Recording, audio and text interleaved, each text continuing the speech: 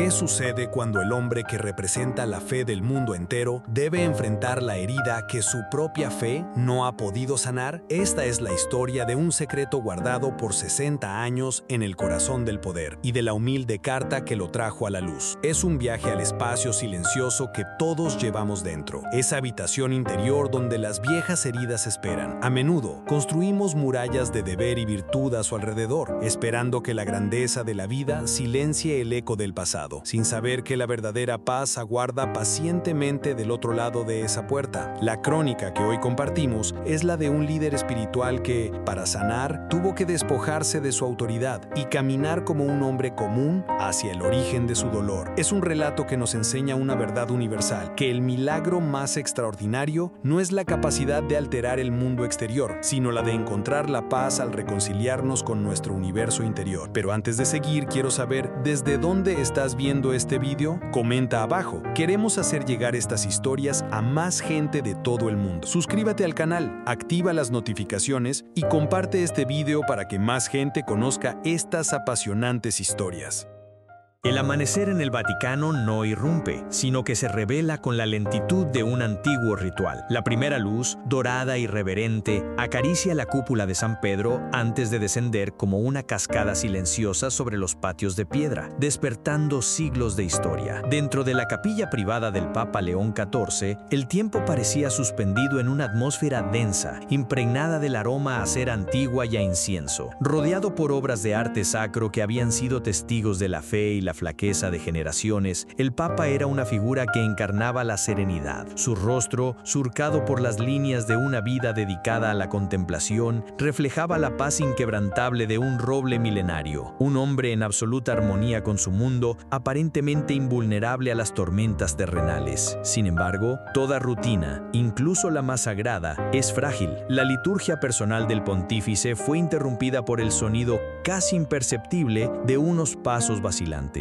Un joven secretario, moviéndose con el cuidado de quien teme profanar un santuario, entró en la capilla. No portaba en sus manos un decreto oficial ni un documento diplomático encuadernado en cuero. Traía una carta, un sobre de papel pardo, de una simplicidad casi brutal, con los bordes gastados y un color amarillento que delataba el paso del tiempo. El contraste entre la humilde apariencia de aquel sobre y la majestuosidad formal del entorno era una disonancia visual, el susurro de un mundo olvidado que se atrevía a invadir la fortaleza del espíritu. Desde la perspectiva del joven secretario, la escena que siguió fue incomprensible. Durante años, había observado al pontífice con una mezcla de temor y admiración. Lo había visto recibir a líderes mundiales, enfrentar crisis que sacudían al planeta y consolar a multitudes en duelo, siempre con la misma calma insondable. Pero ahora algo se había roto. No fue una reacción evidente, sino una alteración tan sutil como el temblor en el aire antes de una tormenta. Al leer el nombre del remitente, el secretario notó cómo la postura del Papa se tensaba por una fracción de segundo. Vio un microtemblor en las manos que sostenían la carta, esas mismas manos que impartían bendiciones a millones de fieles. Para el mundo, León XIV era una roca, pero para el único testigo en aquella capilla, esa roca acababa de mostrar su primera fisura, abierta por el fantasma de un hombre que llegaba desde muy lejos.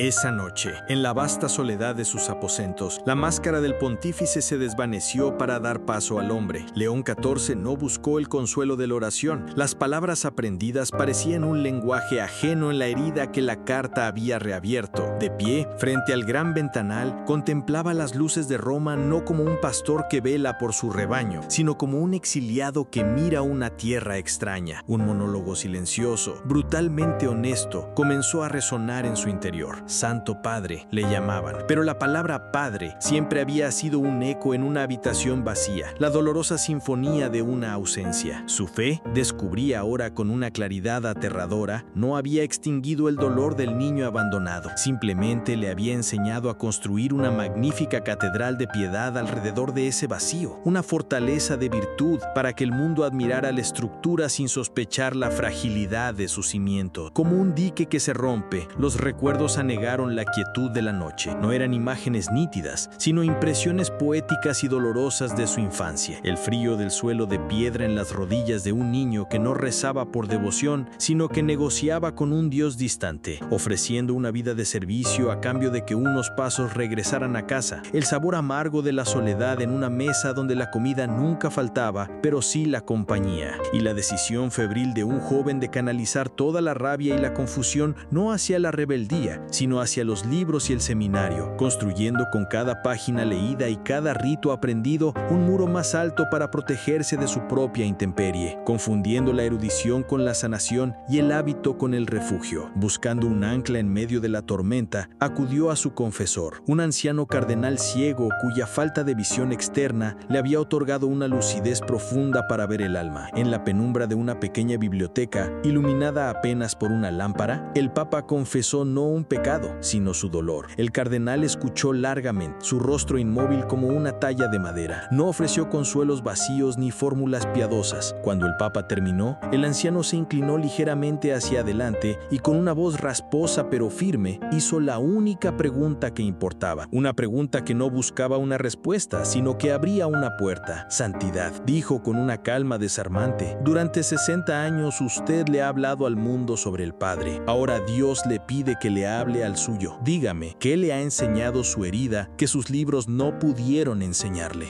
La pregunta de su viejo amigo, el cardenal ciego, no exigía una respuesta verbal, sino un acto de fe. Y así, en la soledad de sus estancias, comenzó el más significativo de los rituales. León XIV se acercó a su escritorio y con una lentitud ceremonial deslizó de su dedo el anillo del pescador. Sintió el peso del oro, un círculo que contenía el poder y la soledad de 2000 años de historia, y lo depositó sobre la madera pulida. El sonido, un golpe sordo y definitivo, fue una abdicación, no del cargo, sino de la coraza. Observó la marca pálida que el anillo dejaba en su piel, la huella de una identidad que ahora debía trascender. Luego, abrió un viejo baúl y extrajo las ropas de un simple sacerdote de campo, una sotana gastada por el uso y remendada en los codos, la vestidura de un hombre que camina entre la gente, no por encima de ella. Al vestirse, cada botón abrochado era un paso deliberado para alejarse del pontífice y acercarse a Leo. El hijo era la inversión de su propia coronación, un despojarse de la púrpura para encontrar su humanidad desnuda. El viaje en un coche sencillo fue una transición del alma. Las cúpulas doradas de Roma, con su arquitectura vertical que busca el cielo, se disolvieron en el espejo retrovisor, dando paso a las líneas horizontales y humildes de la tierra. El aire que entraba por la ventanilla ya no olía a incienso y a piedra antigua, sino a hierba húmeda y a campo labrado. La naturaleza misma parecía ofrecerle un sermón silencioso y profundo. A mitad de camino, le pidió al conductor que se detuviera junto a un árbol solitario, un roble viejo y retorcido cuyos brazos se extendían hacia el cielo con una obstinación magnífica. Su corteza era un mapa de cicatrices, testimonio de incontables tormentas, sequías y vendavales. Había sido quebrado y herido, pero en lugar de morir, había crecido alrededor de sus propias heridas, volviéndose más fuerte y con más carácter en los lugares rotos. El Papa permaneció largo rato contemplándolo, viendo en aquel superviviente de madera un espejo de su propia existencia, un poderoso símbolo de la resiliencia que nace no de la ausencia de sufrimiento, sino de la voluntad de seguir creciendo a pesar de él.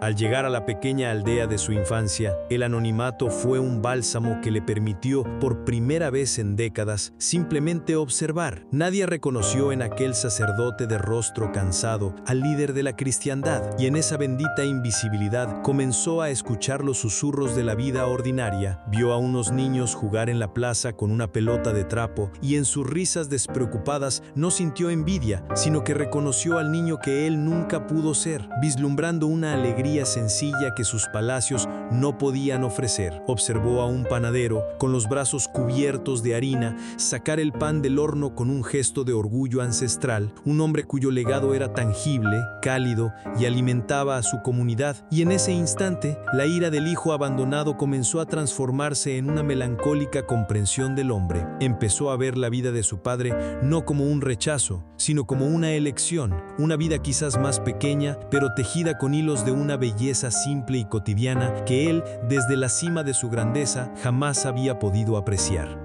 El final del viaje era una habitación pequeña, un espacio humilde donde la vida se había reducido a lo esencial. Un haz de luz pálida se filtraba a través de una ventana empañada por el polvo de los años, iluminando un universo de pobreza y autenticidad. No había oro ni mármol, solo la honestidad de las paredes desnudas y un suelo de madera gastado por pasos incontables. Sobre una pequeña mesa de noche, junto a la cama, descansaba una taza de té. Estaba visiblemente lascada y una fina grieta, como el delicado trazo de un mapa, recorría su superficie. El dibujo de una pequeña flor, alguna vez colorido, ahora era apenas un fantasma pálido. En esa taza rota, en esa belleza imperfecta y resistente, se contenía la historia entera de una vida de dificultades, de carencias, pero también de uso diario y de supervivencia. Era un objeto ancla, un testamento silencioso de que la vida, incluso en su versión más frágil, había persistido en aquella habitación. En ese momento, la narrativa cambia y vemos la escena a través de los ojos del hombre acostado en la cama. Para él, la figura que se recorta en el umbral de la puerta no es su hijo, es un rey,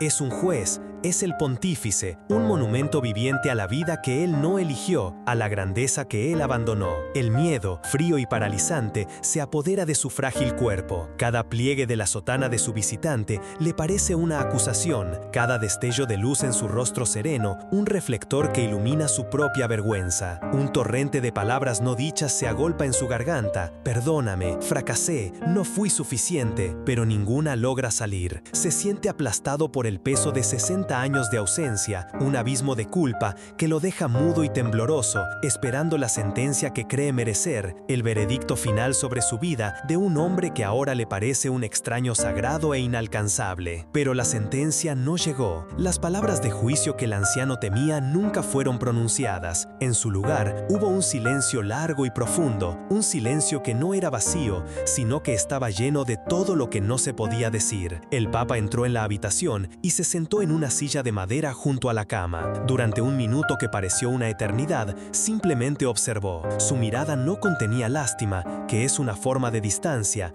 ni perdón, que implica una ofensa previa. Contenía algo mucho más raro y sanador, una profunda y silenciosa comprensión. Veía no al hombre que lo abandonó, sino a un ser humano asustado y arrepentido, atrapado en su propia cárcel de remordimiento. Y entonces, en un gesto que rompió el hechizo de 6 décadas de separación, extendió su mano y tomó la mano áspera y nudosa de su padre. El contraste era abrumador, una mano pálida y suave, acostumbrada a sostener libros y báculos, entrelazándose con una mano curtida por el trabajo y el tiempo. Ese primer toque fue la epifanía, fue el sermón más elocuente, una catarsis emocional que no necesitó de una sola palabra para tender un puente sobre el abismo y decir: te veo, estoy aquí, ya no estás solo.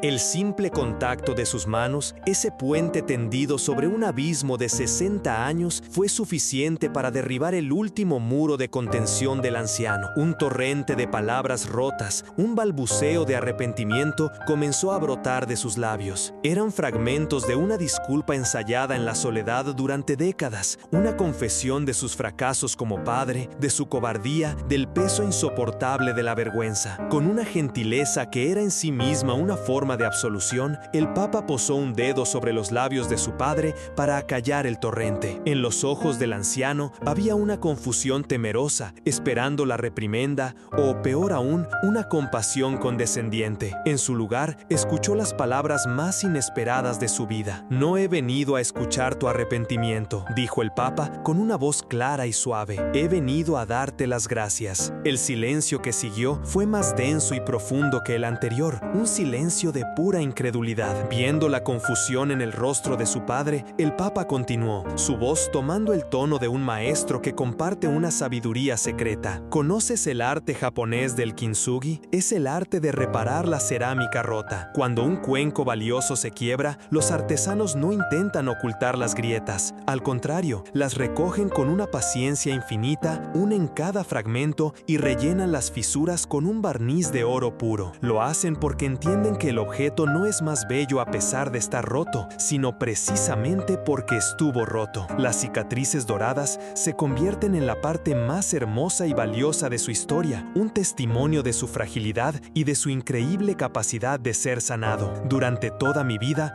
me consideré ese cuenco roto. Creí que mi propósito era ocultar mis grietas bajo capas de piedad y conocimiento. Hizo una pausa, mirando la mano de su padre. Me equivocaba. Mi propósito no era ocultar la herida, era aprender a rellenarla con oro. Por eso te doy las gracias, prosiguió, su mirada fija en la de su padre, transmitiendo una paz que desafiaba toda comprensión. Primero, te agradezco la ausencia. Tu partida forzó a un niño solitario a levantar la vista de la puerta de su casa y a buscar en el vasto silencio del cielo a un padre que nunca se fuera. Esa búsqueda se convirtió en mi vocación. El anhelo personal de un hijo se transformó en la misión universal de un sacerdote, intentando mostrarle al mundo un amor paternal que yo mismo necesitaba desesperadamente encontrar. Tu ausencia fue el espacio vacío que me obligó a llenarlo con fe, un desierto que me forzó a encontrar un manantial. Sin ese silencio en mi hogar, mi corazón nunca habría aprendido a escuchar los susurros de Dios en el mundo. También te doy las gracias por la pobreza. Me enseñaste, sin saberlo,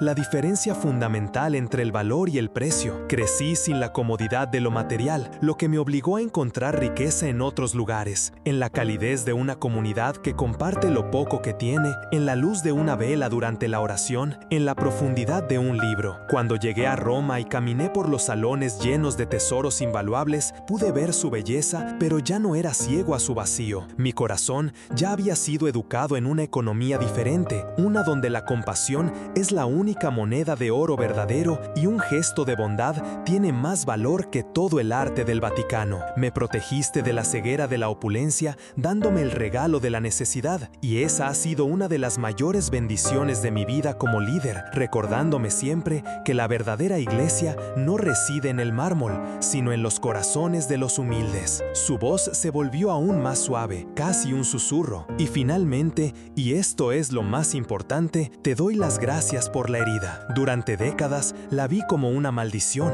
una marca de imperfección que debía esconder del mundo. Hoy comprendo que fue el regalo más sagrado de todos. Un corazón que nunca ha sido roto es un corazón impermeable, perfecto pero inútil, no tiene grietas por donde pueda entrar el dolor de los demás. Mi propia herida se convirtió en la puerta a través de la cual pude sentir el sufrimiento del mundo. Cuando me siento con los que lloran, no lo hago desde la altura de mi cargo, sino desde la profundidad de mi propia memoria de la soledad. Mi capacidad de compasión no nació de mis estudios teológicos, sino de la cicatriz que tú dejaste en mi alma. Me hiciste vulnerable y al hacerlo, me hiciste humano. Me hiciste capaz de amar de verdad. El perdón que te ofrezco no es un acto de superioridad moral, es el reconocimiento final de que la deuda ha sido saldada, porque la herida que me diste se ha convertido, con el tiempo y la gracia, en la fuente de toda mi fortaleza, mi herencia.